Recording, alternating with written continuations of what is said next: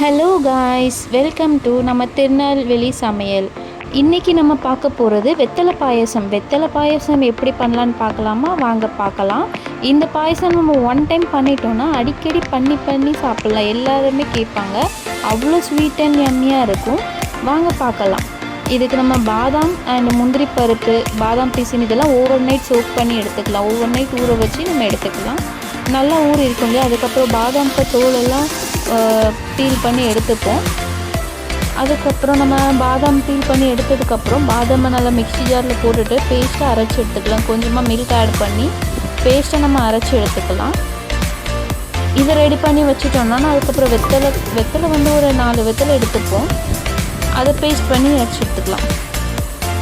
இப்போது பால் வந்து நம்ம கொதிக்க விட்டுக்கலாம். நல்லா 1 லிட்டர் மில்க் எடுத்தோன்னா அது 1/2 லிட்டர் ஆகிற வரைக்கும் நம்ம நல்லா பாயில் பண்ணி எடுத்துப்போம். அது நல்லா பாயில் ஆனதை பேஸ்ட் பண்ணி வச்சு இல்லையா முந்திரி அண்ட் பாதாம், அதை வந்து ஆட் பண்ணி நல்லா கிண்டி விட்டுக்கலாம். நல்லா அது கொதி வரட்டு. அதுக்கப்புறமா நம்ம சுகர் ஆட் பண்ணிக்கலாம். 1/2 கப் சுகர் ஆட் பண்ணிப்போம். நம்மளுக்கு எவ்வளோ சுகர் வேணுமோ அதை பார்த்து ஆட் பண்ணிக்கலாம். சுகர் ஆட் பண்ணிவிட்டு அதுவும் நல்லா மிக்ஸ் ஆகி வரட்டும். மிக்ஸ் ஆகி வர வரைக்கும் நம்ம வெயிட் பண்ணிக்கலாம். அதுக்கப்புறம் வெத்தலை அரைச்சி வச்சுருந்தோம் இல்லையா பேஸ்ட்டு, அதை நம்ம வடிகட்டி எடுத்து வச்சுக்கணும். அதை ஊற்றிக்கலாம். ஆட் பண்ணி மிக்ஸ் பண்ணிக்கலாம். லோ ஃப்ளேம் வச்சுட்டு மிக்ஸ் பண்ணிவிட்டு நம்ம கேஸ் ஆஃப் பண்ணிடணும். கேஸ் ஆஃப் பண்ணிவிட்டு அது கொஞ்சம் கூல் டவுன் ஆன அப்புறமா நம்ம பாதாம் பிசின் ஊற வச்சுருந்தோம் இல்லையா, அதை ஆட் பண்ணி நம்ம மிக்ஸ் பண்ணி விட்டுக்கலாம்.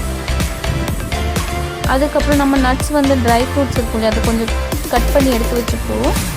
அதை ஃபினிஷிங்கில் நம்ம ஆட் பண்ணி முடிச்சிடலாம். ஒரு 1/2 அன் ஹவர் கிட்ட நம்ம ஃப்ரிட்ஜில் வச்சுட்டு எடுத்து சர்வ் பண்ணோன்னா அவ்வளோ யம்மியாக இருக்கும். ஒரு டெசர்ட் ஃபீல் வரும். நீங்கள் ட்ரை பண்ணி பாருங்கள். ட்ரை பண்ணி பார்த்துட்டு எப்படி இருக்குன்னு கமெண்ட் பண்ணுங்கள், லைக் பண்ணுங்கள், ஷேர் பண்ணுங்கள். தேங்க்யூ ஃபார் வாட்சிங்.